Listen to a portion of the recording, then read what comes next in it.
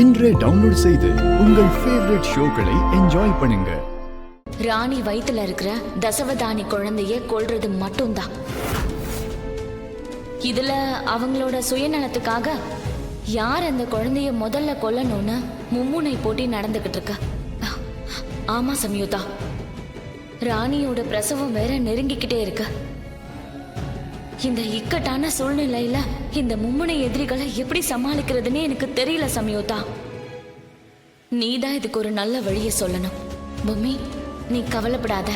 நீ என்னோட அம்சம், ராணி நம்ம 2 பேரோட அம்சம். இந்த இக்கட்டான சூழ்நிலைய நாம 2 பேரும் ஒன்னா சேர்ந்துதான் சரி பண்ணணும்.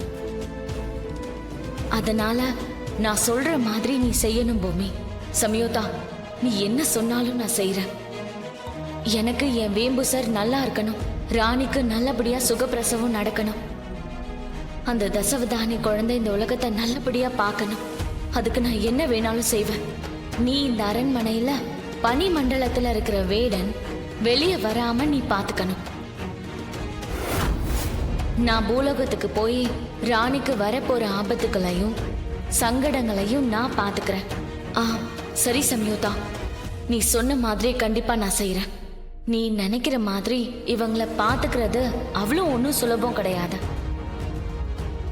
வேடன் ரொம்ப மோசமானவன்.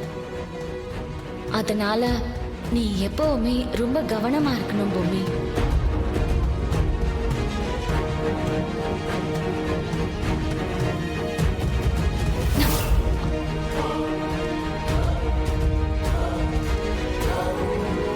பொம்மி, அந்த வேடனால உனக்கு ஏதாவது ஆபத்து வர மாதிரி இருக்கும்போது உன்னோட சக்தி ரெட்டிப்பாகும். உனக்குள்ள நானும் ஐக்கியமாயிடுவேன். அதுக்கான பிரமாணமான ஒளிதான் இது. சரி பொம்மி, நான் பூலோகத்துக்கு கிளம்புறேன். சரி சம்யுதா.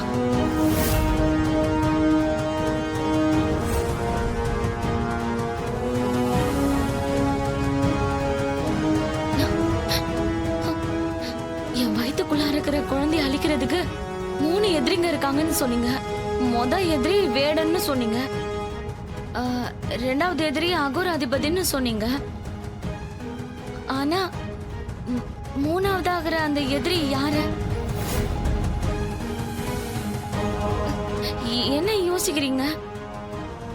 சொல்லுங்க. என் குழந்தைய கொல்லணும்னு நினைக்கிற அந்த படுபவங்க யாரு? ராணியோட வயித்துல இருக்கிற குழந்தைய அழிக்கணும்னு துடிச்சுக்கிட்டு இருக்க முதல் எதிரி வேடனையும் 2வது எதிரி அகோர அதிபதியை மட்டும் சொல்லுங்க. தப்பி தவறி 3வது எதிரியான அந்த சாவித்ரி, மனு, தமனா, ரகுவரன், நேத்ரா இவங்கள பத்தி மட்டும் தப்பி தவறி கூட ராணி கிட்ட சொல்லிடாதீங்க.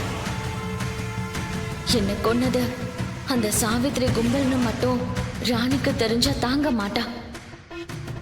இப்போதைக்கு எந்த பிரச்சனையும் ராணி பக்கத்துல நெருங்காம அவளுக்கு நல்லபடியா சுகப்பிரசவம் ஆகணும். அதுக்காக நாம சேர்ந்து எடுத்த இந்த முடிவை நாம செயல்படுத்தணும்.